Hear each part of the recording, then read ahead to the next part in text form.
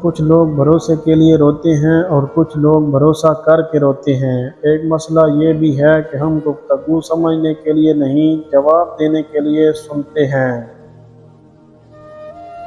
حد سے زیادہ احساس اور زیادہ سوچنے والے لوگ زندگی میں کبھی خوش نہیں رہ سکتے۔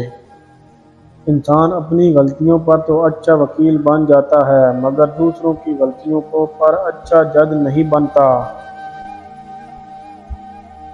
ہمیشہ تنہا چلنے کے لیے تیار رہیں، کیونکہ بہت سے لوگ سفر پر روانہ ہونے پر تو ہمارے ساتھ ہوتے ہیں مگر اختتام پر ہمارے ساتھ نہیں ہوتے۔ کچھ رشتے کرائے کے مکان کی طرح ہوتے ہیں، انہیں جتنا سجا لو مگر وہ اپنے نہیں ہوتے۔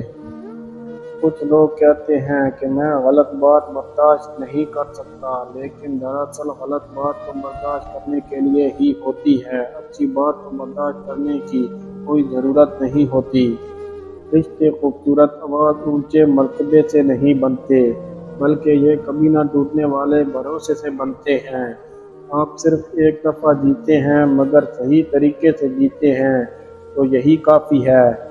کسی کی میٹھی باتوں کا مطلب ہرگز یہ نہیں ہوتا کہ آپ اس کے لیے خاص ہیں۔ بعض اوقات کبوتر کو دانہ کھلانے کے لیے نہیں، پکڑنے کے لیے ڈالا جاتا ہے۔ اگر تمہارے ناک کے بال باہر آنا شروع ہو جائیں تو سمجھ جائیں کہ یہ بدبختی کی علامت ہے۔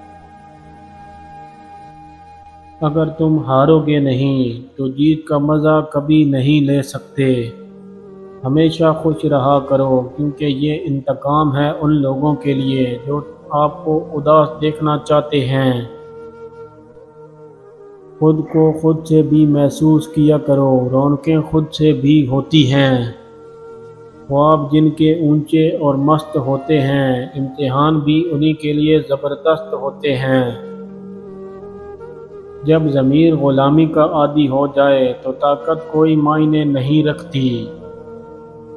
اعتماد کیا جاتا ہے اور عزت دی جاتی ہے اور وفاداری کا مظاہرہ کیا جاتا ہے، ان تین میں سے کسی ایک کے ساتھ خیانت تینوں کو کھو دینا ہے۔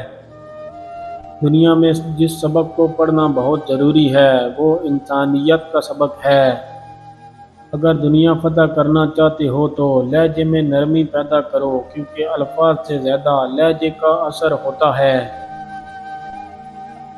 غصے کے وقت برداشت کا ایک لمحہ تمہیں بار بار شرمندہ ہونے سے بچا سکتا ہے۔ بد اخلاق انسان کی مثال ایسے گھڑے کی طرح ہے جو قابل استعمال نہیں رہتا۔